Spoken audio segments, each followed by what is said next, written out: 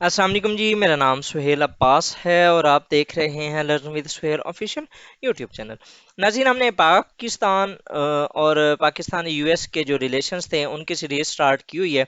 हमने जो पहली वीडियो थी उसके अंदर हमने आउटलाइन देखी थी, हमने उसके अंदर पढ़ना क्या था। दूसरी जो थी उसके अंदर नेचर देखी थी, पाकिस्तान यूएस के जो रिलेशंस हैं उनकी नेचर क्या है।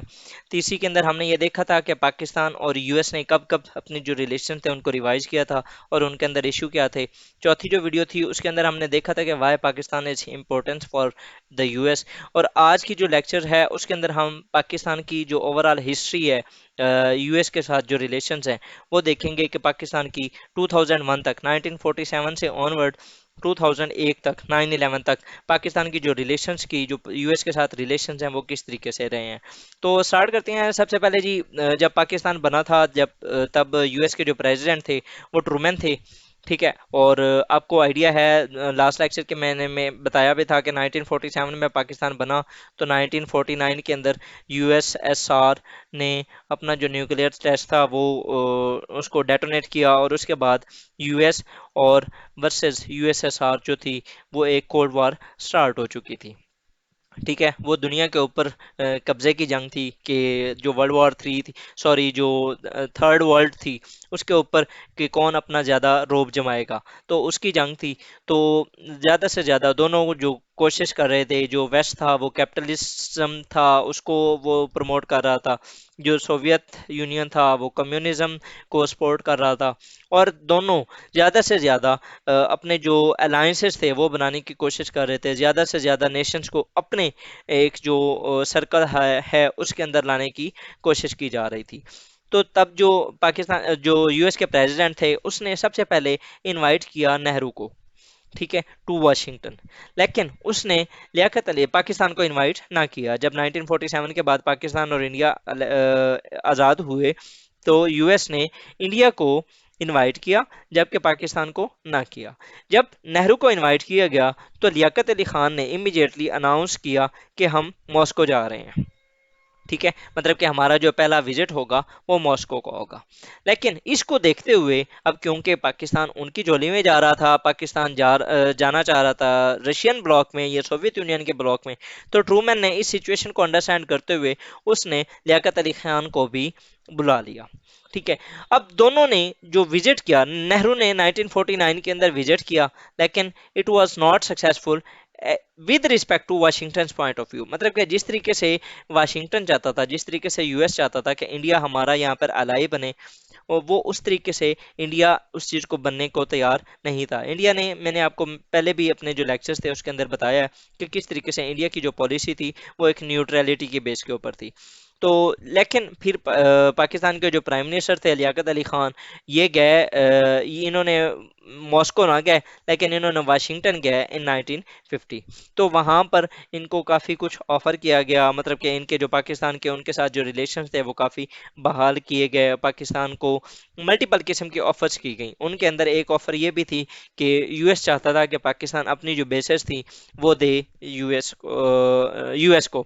लेकिन एट दैट टाइम क्योंकि डेमोक्रेसी थी तो लियाकत अली खान ने इसको डिफ्यूज कर दिया गया था, जो कि बाद में 1969 के शायद बाद, सॉरी 1960s में जब अयूब खान आ गया था तो उस टाइम फिर यूएस ने दोबारा मांगा था। ये शायद हमारे एक एम्बेसडर थे, एम्बेसडर जिलानी साहब, उन्होंने अपनी एक कॉन्फ्रेंस के दौरान कहा था कि फिर अयूब खान से दोबारा यूएस ने उसी तरीके से बेसिस मांगी जो कि बाद में दी गई थी।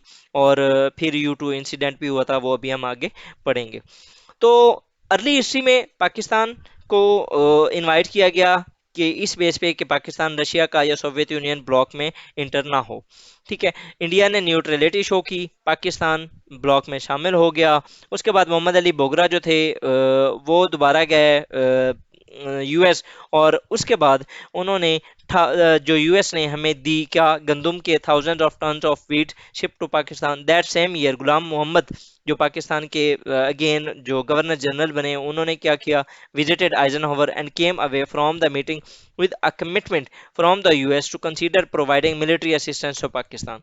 हमें क्योंकि ये चाहिए थी, क्योंकि हमें दोनों साइड पे हमारे जो नेबर्स थे they were not friendly towards us, Indian aggressiveness you can see in 1948 was 1965, 1971.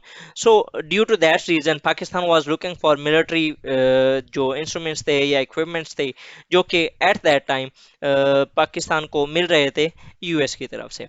अब पाकिस्तान का जो यूएस की तरफ जाना इस वजह से भी ये मल्टीपल जो बुक्स हैं शायद नाटो लिवाइन ने ही लिखा था Pakistan is a hard country उसके अंदर कि पाकिस्तान वेस्ट की तरफ इस वजह से भी गया कि एट दैट टाइम जो यूएस के वेपन्स थे वो वर्ल्ड वॉर वन और वर्ल्ड वॉर टू के अंदर यूज़ हो चुके थे एंड वो अथोराइज हो चुके थे, मतलब कि एक बार चेक किए जा चुके थे, टेस्ट किए जा चुके थे और उनकी जो क्रेडिबिलिटी थी वो ज़्यादा थी with respect to Russian weapons.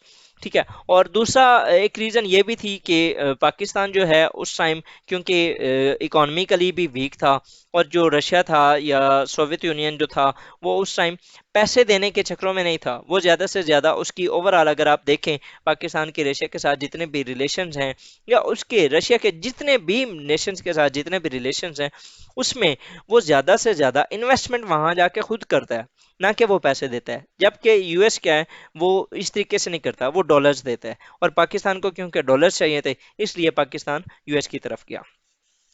तो 1953 के अंदर क्या हुआ था जी, US offered economic and military assistance in return of Pakistan agreement to joint alliances. जिस तरह मैंने आपको ऑलरेडी कहा कि वो अलायंस बनाना चाह रहा था ज़्यादा से ज़्यादा और पाकिस्तान को क्या चाहिए थे, डॉलर्स। तो उन्होंने फिर 1954 के अंदर हमारा एक साउथ एशिया ट्रेटी ऑर्गेनाइजेशन ये सीटो जिसका नाम दिया गया, ये हमारा एक म्यूचुअल डिफेंस एग्रीमेंट हो भी गया। अब सीटो के अंदर क्या था कि पाकिस्तान था an alliance as a form of protection against India, इसको पाकिस्तान ने जो देखा। Though the agreement provided no guarantee that US would assist Pakistan in the event of aggression from India, but it obliged that Pakistan to join a mutual defense against communist aggression। मतलब कि उसके अंदर ये था सीटों के अंदर कि अगर रशिया या सोवियत यूनियन किसी भी लिहाज से यूएस या उसके किसी एलाई के ऊपर अटैक करता है तो पाकिस्तान उनको सपोर्ट करेगा, लेकिन अगर इंडिया पाकिस्तान के ऊपर करता है तो यूएस इस चीज का ऑब्लाइज नहीं है, यूएस वहां पर आने का मजाज नहीं रखता, मतलब कि यूएस वहां पर अपने आप को न्यूट्रल रख सकता है। एंड और ये हुआ भी सही। 1965 की वॉर आप देख लें, 1971 की वॉर आप देख लें, इंडिया ने जिस तरीके से भी एग्रेसिवनेस की लेकिन यूएस ने अपने आप को स्टे अवे ही रखा। फर्दर अगर देखें तो defence minister Ayub Khan played a key role, उन्होंने ये निगोशिएशंस करवाई थी। जिस तरह मैंने आपको पहले भी बताया था कि लियाकत अली खान इस चीज़ के हक में नहीं था, कोई भी डेमोक्रेटिक लीडर होता तो वो इस चीज़ के हक में ना रहता, लेकिन बैकएंड के ऊपर ये it was the first time या स्टार्ट से ही ये शायद मैंने आपको जो आर्मी चीफ की जब तकर्री वाली एक मैंने वीडियो शेयर की थी उसके अंदर मैंने आपको बताया था फ्रॉम द डे वन हमारी जो मिलिट्री एस्टेब्लिशमेंट थी वो हमारे जो सियासी जो इश्यूज थे उनके अंदर इन्वॉल्व करना, उन्होंने अपने आप को इंक्लूड करना, उन्होंने इंटरवीन करना स्टार्ट कर दिया था। तो इस चीज में भी डिफेंस मिनिस्टर जो अयूब खान थे played a key role in negotiating Pakistan entry into military alliance. India reacted strongly and negative to the pact. Nehru reneged on his promise to support and plebiscite in Kashmir। उसके बाद ये Soviet Union through its support behind India's renouncement of a referendum. अब उसमें क्या हुआ कि पहले जो नेहरू थे वो काफ़ी बात कर रहे थे कि हम कश्मीर के अंदर रेफरेंडम करवाएंगे और कश्मीर के प्लेबिसाइड करवाएंगे, कश्मीर का इशू जो है वो हम रिजॉल्व करेंगे, लेकिन जब पाकिस्तान ने अलायंस किया तो उसके बाद फिर नेहरू अपनी उस बात से फिर गया और उसके ऊपर सोने से सुहागा उनके लिए ये हुआ कि रशिया ने भी उसको सपोर्ट करना स्टार्ट कर दिया।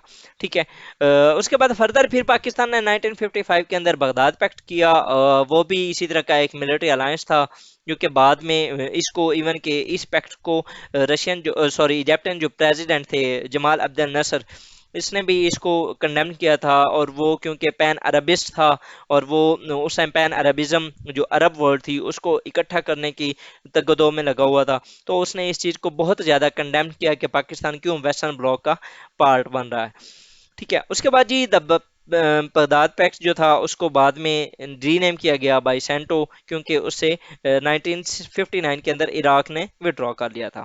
Pakistan leaves military installation to US as well post use for gathering intelligence and communication. ये वो चीज़ थी जो कि मैंने आपको स्टार्ट में बताई थी कि यूएस ने पाकिस्तान से मांगी थी लेकिन ने पाकिस्तान ने उस टाइम नहीं दी थी। लेकिन अब ये देखना 1959 से ऑनवर्ड, क्योंकि अब अयूब खान आ चुके थे और वो वैसे ही मिलिट्री लीडर था, एक डिक्टेटर था, तो उस वो चाहता था कि पाकिस्तान ज़्यादा से ज़्यादा अलायंसेस को यूज करे और उनका पार्ट बने। तो इसकी वजह से ही पाकिस्तान ने जो अपनी बेसेस थी या जो एक मिलिट्री इंस्टॉलेशंस थी वो यूएस को देना यहाँ पर स्टार्ट कर दी थी। फर्दर अगर हम देखें तो इसी के साथ ही हमारा जो U2 इंसिडेंट हुआ हो गया। U2 इंसिडेंट क्या था जी, 1960s के अंदर यूएस का एक जो प्लान था वो पाकिस्तान की बेस से चला उड़ा और वो रशिया की जो सोवियत यूनियन थी उसकी स्पाइंग कर रहा था। रशिया या सोवियत यूनियन, उसने उसको जो है वो शॉट डाउन किया, उसका जो पायलट था वो पकड़ लिया और उसने पाकिस्तान को थ्रेटन किया कि अगर कुछ इस तरह का हुआ नेक्स्ट तो फिर हम वार्निंग भी नहीं देंगे। तो इससे क्या हुआ था कि पाकिस्तान के ऑलरेडी, क्योंकि पाकिस्तान मॉस्को का जो विजिट था उसको नहीं गया था उधर, पहले ही वहां पर पाकिस्तान के जो रशिया के साथ रिलेशन थे खराब हुए। दूसरा, जब पाकिस्तान ने मुख्तलिफ जो ब्लॉक्स थे वो ज्वाइन किए, तो इंडिया ने जो कश्मीर का इशू था उसके ऊपर रेज किया, तो रशिया ने अगेन उसकी फिर सपोर्ट की। तो यहाँ पर भी पाकिस्तान और रशिया के दरमियान जो एक मिसट्रस्ट था वो हुआ। उसके बाद फिर 1960s के अंदर जो U2 इंसिडेंट हो गया। अब देखें पाकिस्तान क्या कर रहा था, एक ही सुपर पावर की तरफ जा रहा था और दूसरी सुपर पावर को अपना दुश्मन बना रहा था। ठीक है। उसके बाद जी 1964 के अंदर अब जो अयूब था उसने एक नई चाल चली, उसने जो शू एन लाई जो कि चाइनीज के प्राइम मिनिस्टर थे उसको उसने इनवाइट किया। ठीक है, उसने 1965 के अंदर बताया भी था कि how to live peacefully among the lines by setting wine lines against another, मतलब कि वो कोशिश कर रहा था कि दो जो मेजर जायंट्स हैं उनको एक दूसरे के सामने खड़ा किया जाए और उनसे फिर अपना जो मतलब है वो निकाला जाए। 1965 की वॉर हुई, जिस तरह मैंने आपको ऑलरेडी बताया कि यूएसए ने पाकिस्तान की कोई हेल्प नहीं की थी क्योंकि वो ओब्लाइज्ड नहीं था। उसके बाद afterward the United States kept aid shut off until Nixon made a one time exemption. अब ये वन टाइम एग्जाम्पशन भी क्यों की थी, क्योंकि 1970s के अंदर पाकिस्तान ने बहुत ही की रोल प्ले किया था between Washington and Beijing when Nixon and Kissinger wanted to make an overture to the Chinese। मतलब कि यूएस और चाइना की जो अप्रोचमेंट थी वो पाकिस्तान ने करवाई थी। किसिंजर ने पाकिस्तान आए थे और यहाँ से वो चाइना गए थे। उसके बाद जी फर्दर अगर हम देखें तो ये पाकिस्तान के यूएस के साथ रिलेशन यहाँ पर कुछ एट दैट टाइम कुछ बेहतर हुए थे, लेकिन वो ज़्यादा देर ना रहे। फिर दोबारा पाकिस्तान के जो रिलेशंस ठीक हुए 1979 के अंदर हुए। अब ये जो 1959 से 1969 का जो इरा था इसको कहा जाता था, 1969 नहीं शायद 1979 है, ये तकरीबन जो सारा इरा कहलाया जाता है इसको इरा ऑफ दितांत कहते हैं। ठीक है, मतलब कि उसके अंदर जो यूएसएसआर के साथ जो वियतनाम वॉर थी उसके अंदर इन्वॉल्व था, उसको खत्म करने की कोशिश की गई। जो बहरहाल जो 60s का इरा था उसको इरा ऑफ दितांत कहते हैं, मतलब कि उसके अंदर इतना ज्यादा जो एक अग्रेसिवनेस था उसको रोका गया।